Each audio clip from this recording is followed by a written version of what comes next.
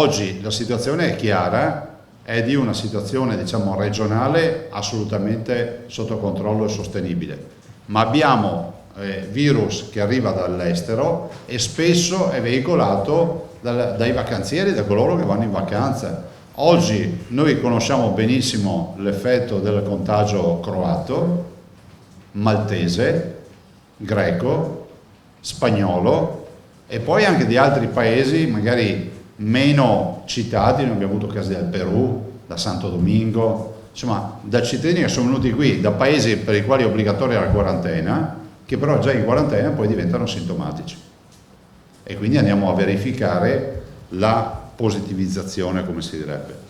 Il governatore del Veneto Luca Zaia è intervenuto per fare il punto sulla situazione coronavirus, ma soprattutto per presentare la nuova ordinanza sulla base del fatto che la maggioranza dei casi in Veneto viene da virus importato.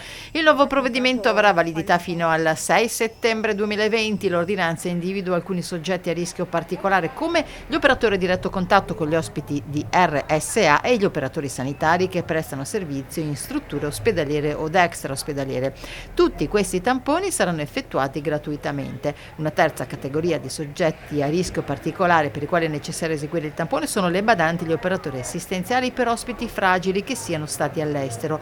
Ulteriore categoria individuata quella dei lavoratori stagionali del settore agricolo che abbiano transitato o soggiornato all'estero. Dovranno essere sottoposti al tampone obbligatorio anche i lavoratori che sono stati all'estero in paesi sottoposti a quarantena, anche se per meno di 120 ore, così come quelle persone che sono transitate in Bulgaria e Romania o ancora quelle di particolare interesse epidemiologico che hanno fatto rientro dall'estero. Infine, obbligo di tampone per i turisti di rientro da Malta, Spagna, Grecia e Croazia.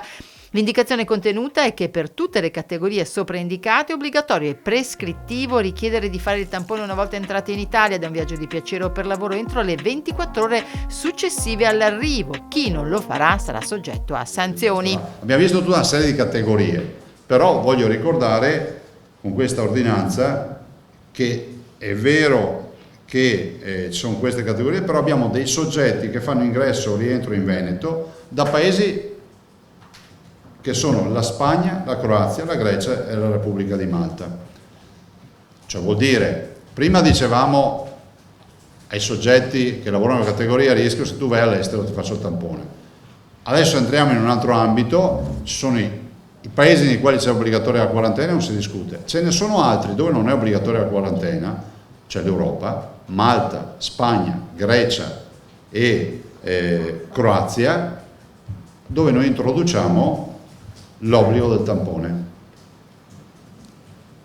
Questo vuol dire che i vacanzieri, quando torneranno, non avranno nessuna incombenza. Anzi, nel DPCM ieri, nella videoconferenza che ho avuto col ministro, dopo non so se era scritto nel DPCM, ma immagino che di sì, dice o hanno un tampone fatto nelle ultime 48 ore, adesso uno va a Rovigno, dice fammi un tampone così vado a casa, non ho incombenze nelle ultime 48 ore, oppure arriva entro 24 ore, deve richiedere la possibilità di fare un tampone.